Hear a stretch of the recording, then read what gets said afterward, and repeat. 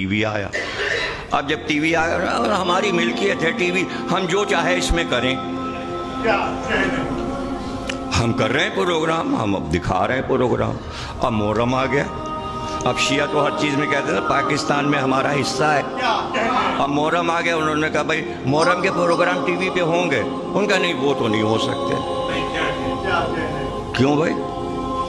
نہیں محرم کے programme T V پہ نہیں ہوں گے، نہ وہ نہیں ہو سکتا.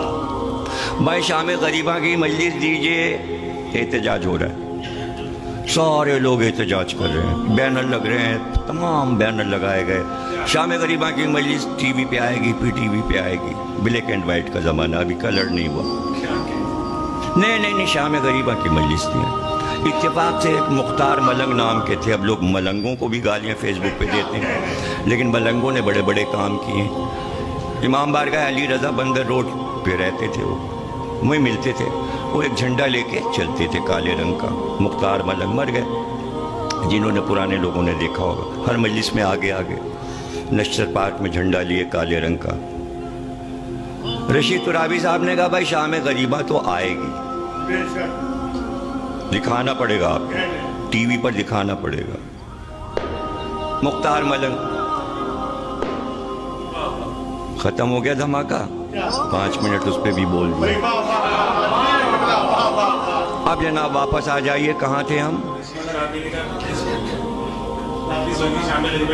ہاں دیکھیے، رشید ترابی صاحب نے پہلی محرم سے شروع کیا اعلان، شام غریبہ تو ٹی وی پہ ہوگی. وہ جواب دے رہے نہیں شام غریبہ ٹی وی پہ نہیں آئے گی. یہ شیعوں کی چیز ہے، ٹی وی جو ہے وہ اس کے لیے نہیں ہے. اب جناب کیسے بتائیں بچوں اور جوانوں کو؟ رشید ترابی پاکستان کے ایک ایسے خطیب تھے کہ 4 جگہ پڑھتے تھے. شام کو 5 بجے نشتر پارک، وہاں سے سیدھے گئے خالق دینہ بندر روڈ پہ، وہاں پڑھتے تھے 8:30 9 بجے. وہ ختم ہوتی تھی تو کھارزر کے بڑے امام باڑے میں پڑھتے تھے.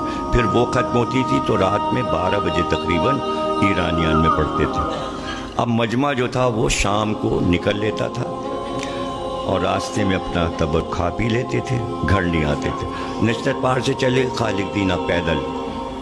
اب جن کے پاس سواریاں اس زمانے میں کاریں جو ہیں اتنی لوگوں کے پاس نہیں تھیں. اب تو ہر آدمی کے پاس ایک موٹر ہے. کچھ لوگوں کے پاس اسکوٹر تھی، کچھ کے پاس سائیکل تھی، کچھ بسوں پہ بیٹھے. ٹرام چلتی تھی، پٹری بندر روڈ پہ لگی ہوئی تھی، ٹرام چلتی تھی، یہاں سے بیٹھے وہاں اتر گئے، بس پہ بیٹھے اتر گئے. اور ٹکٹ کا یہ کہ اجتماع چونکہ ہوتا تھا تو وہ آتا تھا، کہتا تھا ٹکٹ تو کیا ہو گیا بھائی، اتنا گردن ہلاتا ہو گیا. وہ بیچارہ اتنا شریف تھا، چلا جاتا تھا. شرافت کا زمانہ تھا.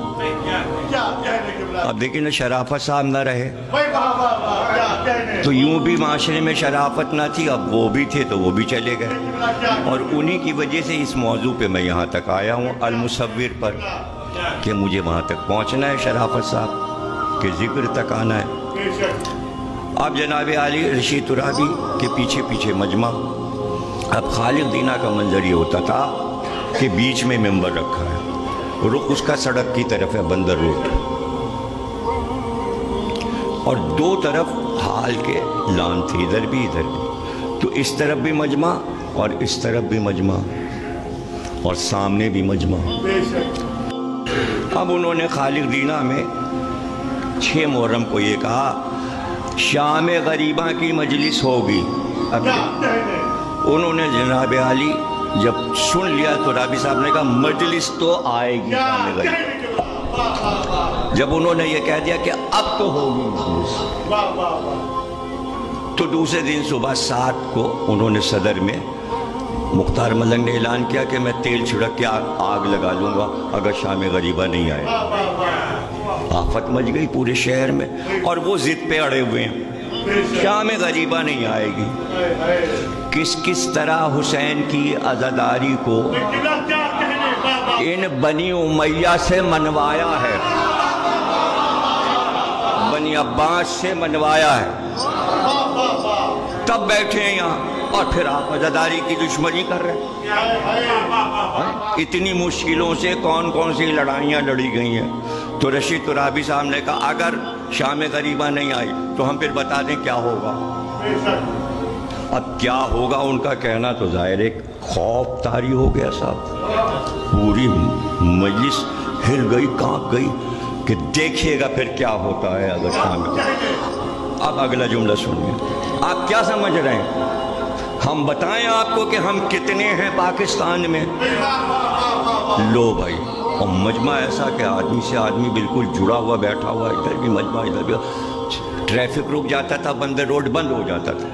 اس وقت تک جاری نہیں ہوتا تھا، ٹریفک نہیں چلتا تھا جب تک کہ وہ مجلس نہ پڑھنے، اور کھارا در تک سب بند پڑا ہوا ہے۔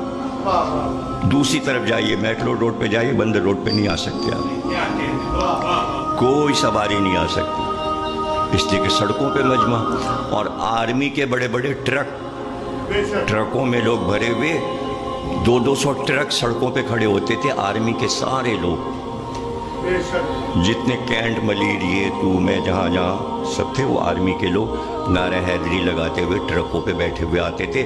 ایک عجیب ہی شور اور ایسا کورام ہوتا تھا محرم میں۔ جب انہوں نے کہا ہم بتائیں کتنے ہیں، اب لوگ سمجھے بتائیں گے 2 کروڑ ہیں، 5 کروڑ ہیں، 10 کروڑ ہیں، 20 کروڑ شیعہ ہیں پاکستان میں، تو انہوں نے یہ کہہ کہ ہم بتائیں کتنے ہیں، تو یہ کہہ کہ انہوں نے سامنے کی طرف جو مجمع تھا ہزاروں کا، یوں کر کے ایسے دیکھا، پھر اس کے بعد آہستہ سے